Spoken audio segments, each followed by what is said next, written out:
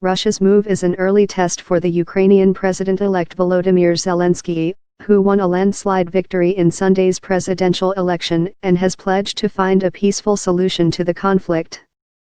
Zelensky said Putin's action showed Russia was waging war in Ukraine and brought the two sides no closer to peace. He called for the international community to threaten Russia with more sanctions.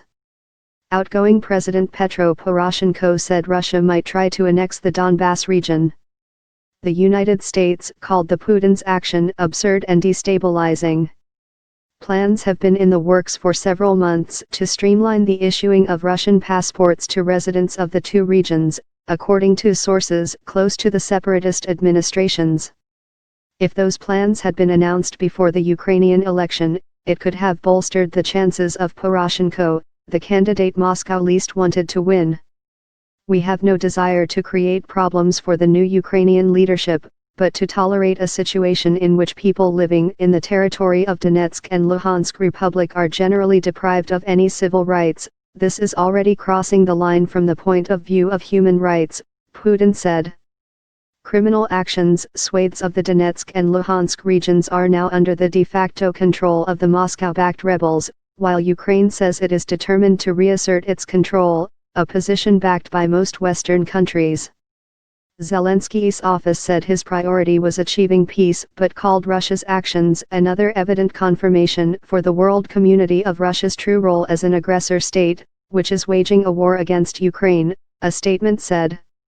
Relations between Ukraine and Russia plunged after the Maidan Street protests in Kiev in 2014 prompted a Kremlin-backed Ukrainian president to flee into exile. Russia annexed Ukraine's Crimea Peninsula a month later in March 2014, triggering Western sanctions. The United States, the European Union and Russia will be closely watching Zelenskyy's foreign policy pronouncements to see if and how he might try to end the conflict. Immediately after Zelenskyy's victory, the Kremlin had said it was premature to talk of Putin congratulating Zelenskyy or the possibility of the two leaders working together. Zelenskyy has pledged to keep Ukraine on a pro-Western course while sounding less emphatic than his predecessor Poroshenko about possible plans for the country of 42 million people to one day join the EU or NATO. The head of Poroshenko's Security Council said Russia's move was intended to give Moscow legal cover for deploying troops to eastern Ukraine on the pretext of protecting Russian citizens. It is actually about the Kremlin's preparations for the next step of aggression against our state, the annexation of the Ukrainian Donbass or the creation of a Russian enclave in Ukraine, said Poroshenko, who remains president until Zelenskyy is inaugurated, likely to be next month.